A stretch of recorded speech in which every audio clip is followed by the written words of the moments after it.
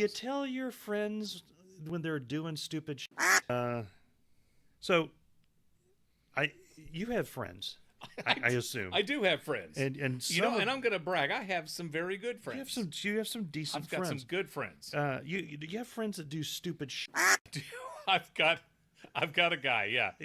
You got a guy for that. You need a friend who juggles. I got several. Do you tell your friends when they're doing stupid No. No. I just let them do it. No. Now, if they were doing stupid that was going to hurt them, yes, I would.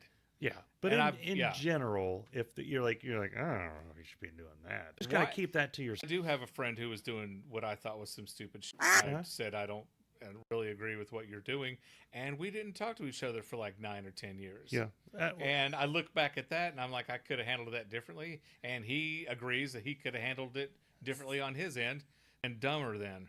So Bess and I were having a discussion at some point, I think it was over the weekend, about some stupid people were doing. Right. And I'm like, but nobody's going to tell them about it because their friends aren't going to tell them because they don't want to run into the situation like you just did. Right. And your family's not going to tell you because they want to be supportive and whatever. So there's tons of people out there, Darren, that are walking around. There are a lot of people doing stupid billions of people. And nobody's telling them. So stupid. There's all these life coaches out there. They call them AI now, that are telling people what they should be doing and positive things to do, but nobody's saying, hey, maybe you shouldn't be doing this thing over here, or maybe you should do it a little differently. Right. I think that's a business opportunity. I would like to be the person, you tell me the stuff that you're about to do, and I tell you if it's stupid.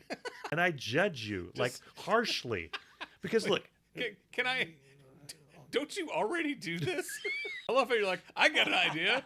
I'm going to start doing that I already do. Oh, here's the deal. People try to be kind. Let's think of some stupid you could do. Okay. Let's say you want to start skydiving naked. You want to do that right now. Without a parachute. Now, I, as your friend... Boy, that would feel great, though. I'm going to encourage that. Whee! Because I'm going to say, yeah, go for it, Darren. That would be yeah. And then when you leave the house, I am between bouts of hysterical, life-threatening laughter.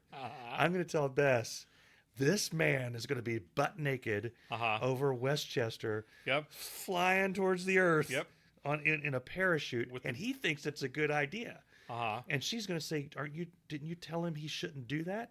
And I was like, no, it's going to be hilarious. Somebody should tell you not to do that. Right. Right? Right. At your age, you don't need those things flapping around in the wind like that. No, I don't. So that's what not only would I be that for people, I would do it with a heavy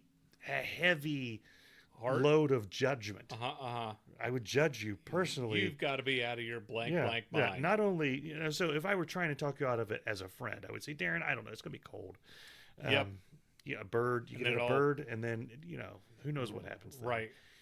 I wouldn't say, Darren, that's stupid. Someone is going to take a picture that's going to haunt you for the rest of your life. Right. I don't need that to happen again. Snagged on a thorn bush. You don't know what you're landing in. What happens if you snagged on a thorn bush? What if you miscalculate and you land right in the middle of Kings Island during the haunt? Right.